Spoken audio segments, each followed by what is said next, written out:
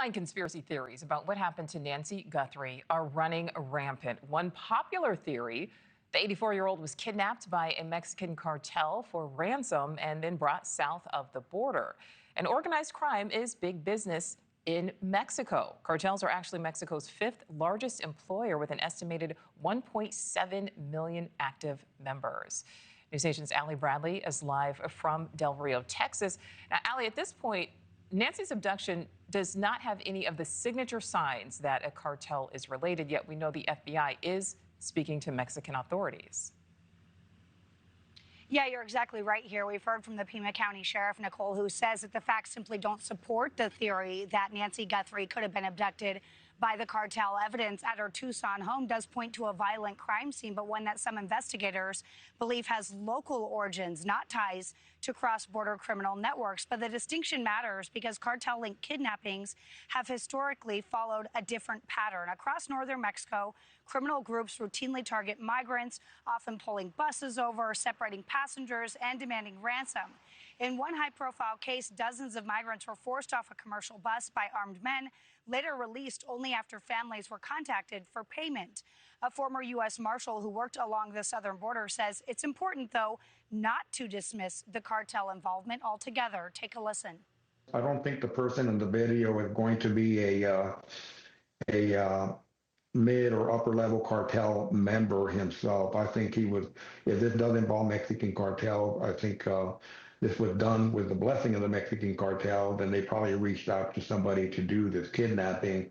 And again, I think we need to consider the possible involvement of the street gang there in the Tucson area also being involved.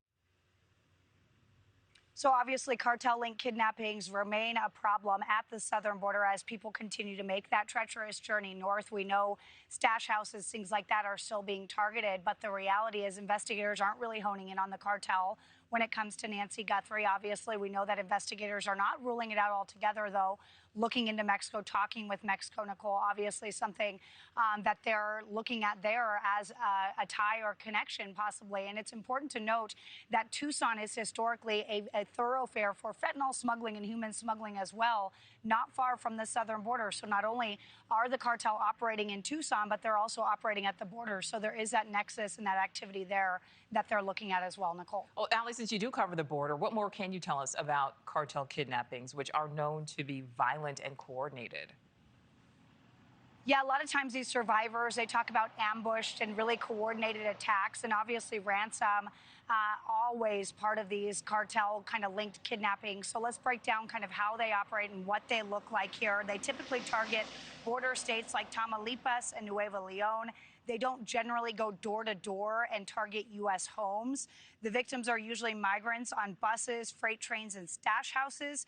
The objective is extortion and ransom payments from family abroad. Armed men generally force buses to stop. They abduct passengers, they hold them hostage, and they negotiate ransom over several days. Now, as the sheriff is saying, there's no indication of this organized group tactics here and no evidence of this cross-border movement. It is still important to continue to watch that area and to look at that area. Again, as I mentioned, the cartel is operating in all 50 states. They are operating in the interior, too. It's not just at the southern border. So something that investigators are certainly going to have to take into consideration here as they continue their search for Nancy Guthrie here. Nichole. All right, Allie Bradley, live for us there in Del Rio. Thank you. Thank you for watching. Subscribe below and download our NewsNation app right now on your phone, and you will get fact-based, unbiased news for all Americans.